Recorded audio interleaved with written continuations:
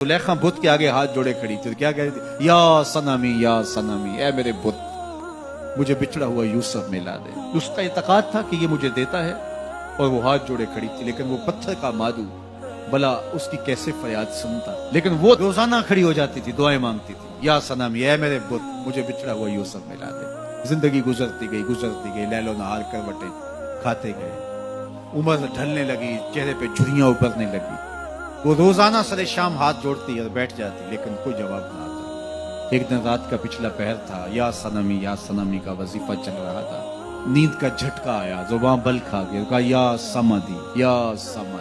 آواز آئی، جبریل جا یوسف کے گھوڑے کا رخ موڑ دے، بچھڑی ہوئی کو یوسف ملا دے۔ مالک اس نے تجھے تو نہیں پکارا، یہ تو بت کو پکار رہی ہے۔ وہ تو زبان بل کھا گئی اور یا سنمی کے بجائے یا سمدی کے لفظ آگے، کہا جانتا ہوں، لیکن اتنا عرصہ ہوا بت کو پکارتے ہوئے، اس نے کوئی جواب نہیں دیا۔ آج اس کے لبوں پہ میرا نام تو آیا ہے، جیسے بھی آیا ہے، اگر میں نے بھی نہ دیا، میرے اور بت میں فرق کیا ہوا؟ جا بچھڑی کو یوسف ملا۔